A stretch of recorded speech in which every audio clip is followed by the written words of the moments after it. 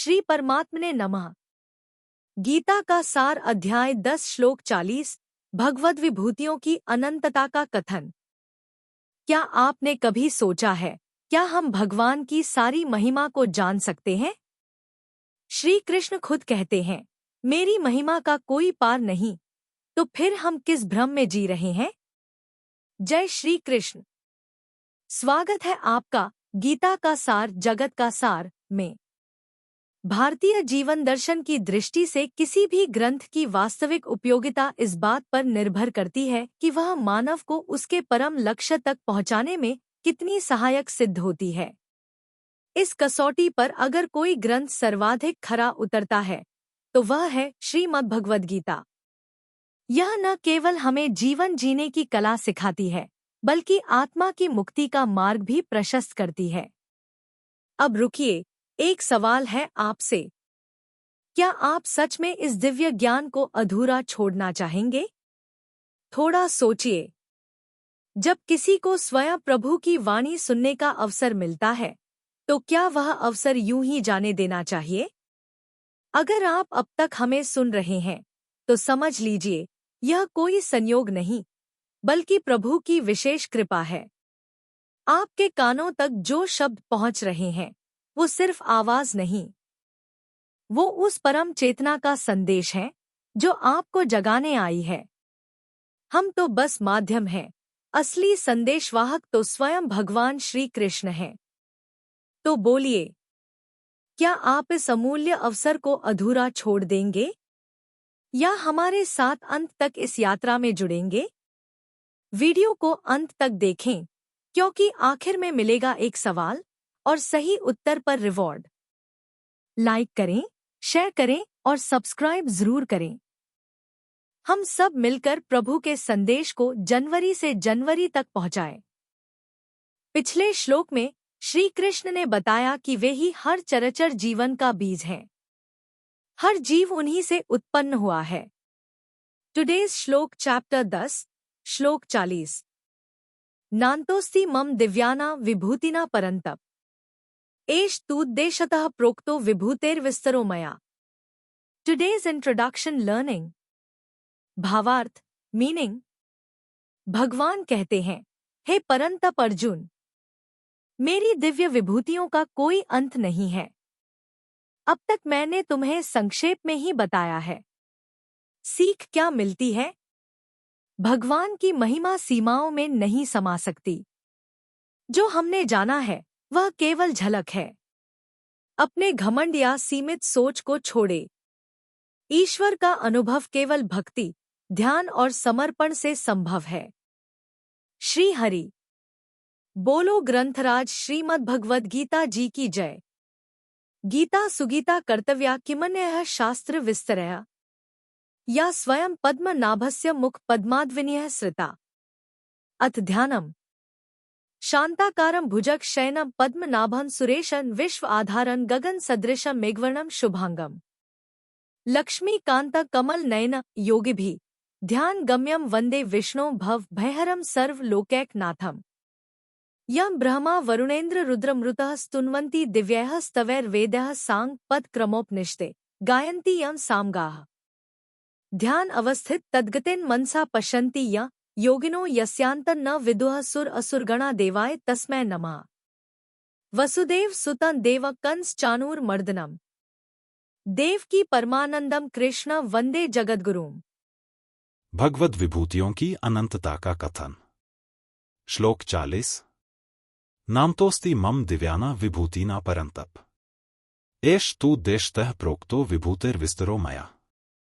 उच्चारण की विधि। न अंत अस्ति मम दिव्यानाम विभूतिनाम परन्तप एषः तु उद्देशतः प्रोक्तः विभूतयः विस्तरः मया। 40।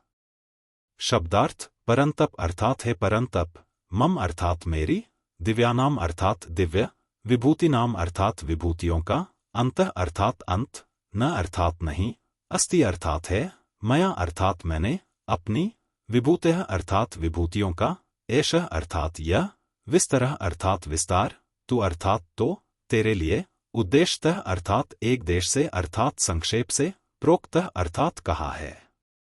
अर्थ, हे परंतप, मेरी दिव्य विभूतियों का अंत नहीं है। मैंने अपनी विभूतियों का यह विस्तार तो तेरे लिए एक देश से अर्थात संक्षेप से कहा है। 40 व्याख्यामम दिव्याना विभूति नाम। दिव्य शब्द अलौकिकता, विलक्षणता का द्योतक है। अर्जुन ने पहले प्रार्थना के रूप में पूछा था, वक्तुम रहस्य शेषेण दिव्या ह्यात्म विभूतिया। 10 16 भगवान ने विभूतियों का वर्णन आरंभ करते हुए कहा, हम ते कथयिष्यामि दिव्या ह्यात्म विभूतिया। 10 19 और यहां उसका उपसंहार करते हुए भगवान कहते हैं, नान्तोस्ति मम दिव्याना विभूतिना परंतप। 10 40 इस तरह प्रार्थना, प्रश्न में, उपक्रम में और उपसंहार में तीनों जगह दिव्य पद की एकता है। साधक का मन जहां चला जाए वहीं भगवान का चिंतन करने से यह दिव्यता वहीं प्रकट हो जाएगी, क्योंकि भगवान के समान दिव्य कोई है ही नहीं। देवता जो दिव्य कहे जाते हैं वे भी नित्य ही भगवान के दर्शन की इच्छा रखते हैं। नित्यम दर्शन कांक्षिण। गीता 11:52 इससे यही सिद्ध होता है कि दिव्यातिदिव्य तो एक भगवान ही हैं। इसलिए भगवान की जितनी भी विभूतियां हैं तत्व से वे सभी दिव्य हैं।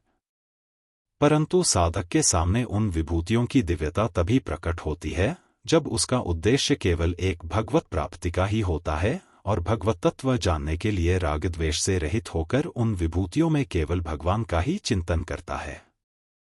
नान्तोस्ति, भगवान की दिव्य विभूतियों का अंत नहीं है। कारण कि भगवान अनंत हैं तो उनकी विभूतियां, गुण, लीलाएं आदि भी अनंत हैं। हरि अनंत, हरि कथा अनंता। मानस 1:140 5 इसलिए भगवान ने विभूतियों के उपक्रम में और उपसंहार में दोनों ही जगह कहा है कि मेरी विभूतियों के विस्तार का अंत नहीं है। श्रीमद्भागवत में भगवान ने अपनी विभूतियों के विषय में कहा है कि मेरे द्वारा परमाणुओं की संख्या समय से गिनी जा सकती है, पर करोड़ों ब्रह्मांडों को रचने वाली मेरी विभूतियों का अंत नहीं पाया जा सकता। एक संख्यानम परमाणुना कालन क्रियते मया न तथा में विभूतिना सृजतुंडानि कोटिश। श्रीमद्भा 0:11 16 39 भगवान अनंत, असीम और अगाध हैं। संख्या की दृष्टि से भगवान अनंत हैं, अर्थात उनकी गणना परार्ध तक नहीं हो सकती। सीमा की दृष्टि से भगवान असीम हैं। सीमा दो तरह की होती है, कालकृत और देशकृत। अमुक समय पैदा हुआ और अमुक समय तक रहेगा, यह कालकृत सीमा हुई, और यहां से लेकर वहां तक यह देशकृत सीमा हुई। भगवान ऐसे सीमा में बंधे हुए नहीं हैं। तल की दृष्टि से भगवान अगाध हैं। अगाध शब्द में गाध नाम तल का है, जैसे जल में नीचे का तल होता है। अगाध का अर्थ हुआ जिसका तल है ही नहीं, ऐसा अथाह गहरा। एष तु देशतः प्रोक्तो विभूतेर विस्तरो मया। 18वें श्लोक में अर्जुन ने कहा कि आप अपनी दिव्य विभूतियों को विस्तार से कहिए, तो उत्तर में भगवान ने कहा कि मेरी विभूतियों के विस्तार का अंत नहीं है। ऐसा कहकर भी भगवान ने अर्जुन की जिज्ञासा के कारण कृपा पूर्वक अपनी विभूतियों का विस्तार से वर्णन किया, परंतु यह विस्तार केवल लौकिक दृष्टि से ही है। इसलिए भगवान यहां कह रहे हैं कि मैंने यहां जो विभूतियों का विस्तार किया है वह विस्तार केवल तेरी दृष्टि से ही है। मेरी दृष्टि से तो यह विस्तार भी वास्तव में बहुत ही संक्षेप से नाम मात्र का है, क्योंकि मेरी विभूतियों का अंत नहीं है। इस अध्याय में बताई गई संपूर्ण विभूतियां सबके काम नहीं आती, प्रत्युत ऐसी अनेक दूसरी विभूतियां भी काम में आती हैं जिनका यहां वर्णन नहीं हुआ है।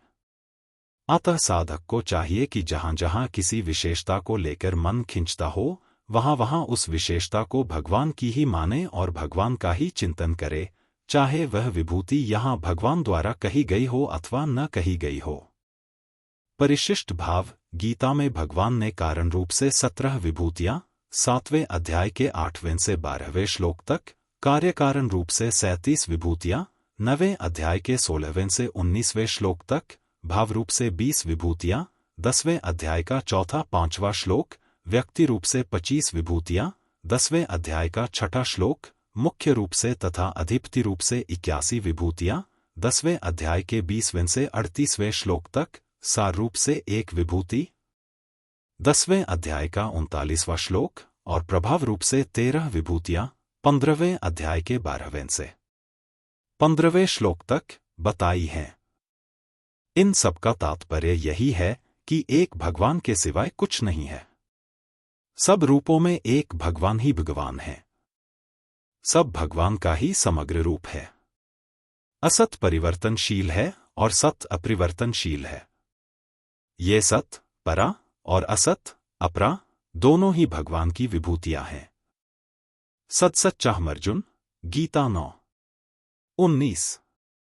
तात्पर्य है कि विभूति रूप से साक्षात भगवान ही हैं। अतः जिसमें हमारा आकर्षण होता है वह वास्तव में भगवान का ही आकर्षण है, परंतु भोग बुद्धि के कारण वह आकर्षण भगवत प्रेम में परिणत न होकर काम, आसक्ति में परिणत हो जाता है, जो संसार में बांधने वाला है।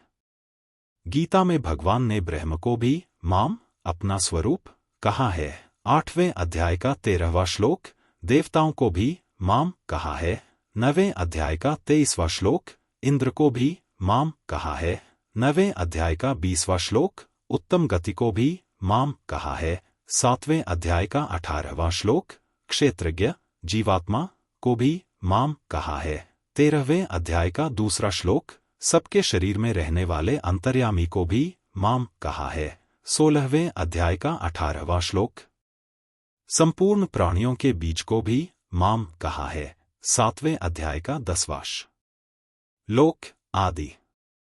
तात्पर्य है कि सगुण निर्गुण, साकार निराकार तथा मनुष्य, देवता, पशु, पक्षी, भूत, प्रेत, पिशाच आदि जो कुछ भी है वह सब मिलकर भगवान का ही समग्र रूप है, अर्थात सब भगवान की ही विभूतियां हैं, उनका ही ऐश्वर्य है।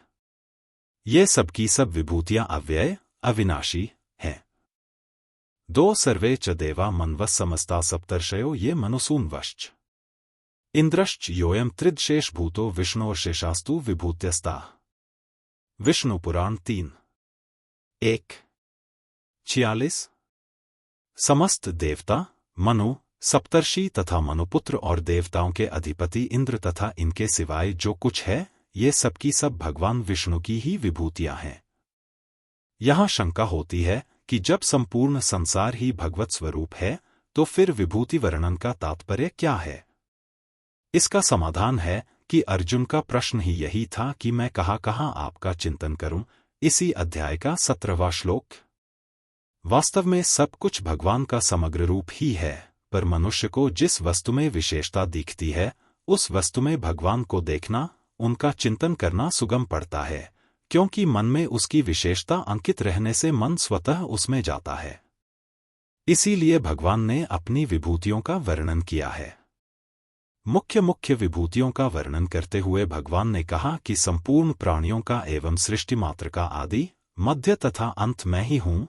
10वें अध्याय का 20वां और 32वां श्लोक, संपूर्ण प्राणियों का बीज मैं ही हूँ, मेरे बिना कोई भी चराचर प्राणी नहीं है। इसी अध्याय का 39वां श्लोक, और संपूर्ण जगत मेरे एक अंश में स्थित है। इसी अध्याय का 42वां श्लोक, फिर भगवान के सिवाय बाकी क्या रहा? कुछ भी बाकी नहीं रहा, सब कुछ भगवान ही हुए। वासुदेवः सर्वम्, गीता 7:19। गीता में विभूति वर्णन गौण नहीं है, प्रत्युत यह भगवत प्राप्ति का मुख्य साधन है, जिसकी सिद्धि वासुदेवः सर्वम् में होती है। कारण कि संसार में हमें जहां भी कोई विशेषता दिखाई दे, उसको भगवान की ही विशेषता मानने से हमारा आकर्षण उस वस्तु, व्यक्ति आदि में न होकर भगवान में ही होगा। जड़ता का आकर्षण, प्रियता ही मनुष्य को बांधने वाली है। कारणम गुण संगोस्य सत्सद्यो निजन्मसु, गीता 13:21। अतः विभूति वर्णन का तात्पर्य संसार की सत्ता, महत्ता और प्रियता को हटाकर मनुष्य को वासुदेवः सर्वम् का अनुभव कराना है, जो कि गीता का खास ध्येय है। संसार की सत्ता, महत्ता और संबंध ही मनुष्य को बांधने वाला है। इसलिए संसार में जहां मनुष्य का ज्यादा आकर्षण होता है वहां उसकी भोग बुद्धि न होकर भगवत बुद्धि हो जाएगी तो उसके अंतःकरण में संसार की सत्ता, महत्ता और संबंध न होकर भगवान की सत्ता, महत्ता और संबंध हो जाएगा। नरेष्वभीक्षणं मद्भावं पुंसो भाव्यतो चिरात्। स्पर्धा सूया तिरस्कारा साहंकारा वियंती ही। श्रीमद्भा 0:11-29-15। जब भक्त का संपूर्ण स्त्री पुरुषों में निरंतर मेरा ही भाव हो जाता है, अर्थात उनमें मुझे ही देखता है, तब शीघ्र ही उसके चित्त से ईर्ष्या, दोष दृष्टि, तिरस्कार आदि दोष अहंकार सहित सर्वथा दूर हो जाते हैं। संबंध 18वें श्लोक में अर्जुन ने भगवान से विभूति और योग बताने की प्रार्थना की। इस पर भगवान ने पहले अपनी विभूतियों को बताया और अब आगे के श्लोक में योग बताते हैं। आज की जीवन समस्या और समाधान। समस्या, हम सोचते हैं कि हम सब जान चुके हैं। धर्म, भगवान और जीवन को सीमित समझते हैं। दूसरों को जज करते हैं बिना पूरी समझ के। समाधान, विनम्र बने, ज्ञान असीम है। दूसरों के अनुभव को समझें और सीखें। नियमित रूप से गीता और ध्यान से स्वयं को जोड़े। खुद को पूर्ण ज्ञानी मानना छोड़ दे, यही अहंकार है। आज के शॉर्ट्स में पूछे गए सवाल था, श्री कृष्ण के अनुसार उनकी विभूतियों का क्या है? स्पष्ट अंत है। बी सीमित है। सी अनंत है, संकेत मात्र बताया गया है। डी केवल देवताओं तक सीमित है।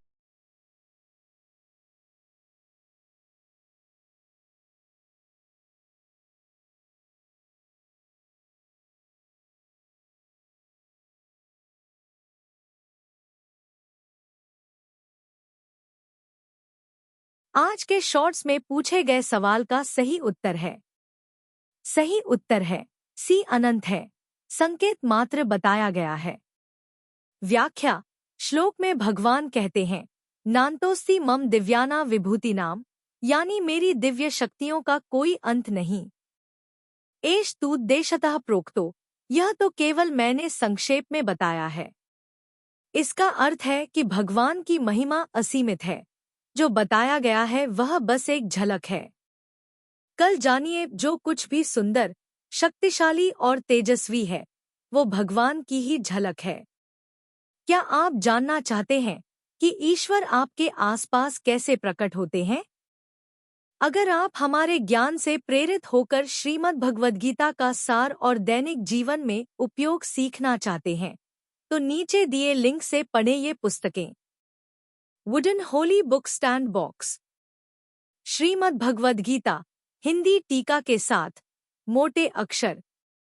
Speaking Bhagavad Gita in 16 languages. Shrimad Bhagavad Gita Tattvavivechani Hindi टीका पैडछेड़ अन्वाया सहित। हर दिन हम गीता के एक नए श्लोक की गहराई से व्याख्या करते हैं, जिससे आपको आध्यात्मिक और व्यावहारिक जीवन में मार्गदर्शन मिले। कमेंट करें और अपने अनुभव साझा करें। क्या आपने कभी गीता से किसी समस्या का समाधान पाया है? कहते हैं कि अगर आप किसी समस्या से गुजर रहे हैं, तो श्रीमद् भगवद गीता का चमत्कारिक प्रभाव यही है कि प्रभु जी का नाम लेकर कोई भी पृष्ठ खोले और उसके दाहिने पृष्ठ पर जो पहली पंक्ति होगी, वही आपकी समस्या का समाधान होगी। क्या आपने कभी इसे आजमाया है? अगर हाँ, तो हमें बताएं कि आज आपने कौन सा श्लोक पढ़ा और उससे क्या सीखा। कमेंट करें और अपने अनुभव हमारे साथ साझा करें।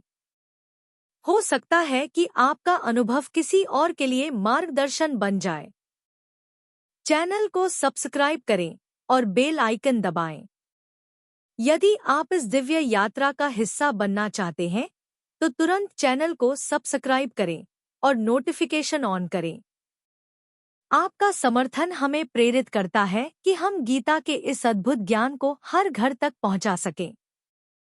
अगर आज का श्लोक आपके मन को छू गया हो, तो वीडियो लाइक करें, 2 लोगों को शेयर करें और कमेंट में अपना उत्तर जरूर लिखें। हर दिन सीखते रहिए। गीता कहती है, जो अपने मन को जीतता है, वह स्वयं भगवान से जुड़ जाता है। जय श्री कृष्ण। मिलते हैं अगले वीडियो में, तब तक के लिए श्री कृष्ण के आशीर्वाद से जीवन में सकारात्मक बदलाव लाएं और गीता ज्ञान को अपनाएं। जय श्री कृष्ण। हर हर गीता। हर घर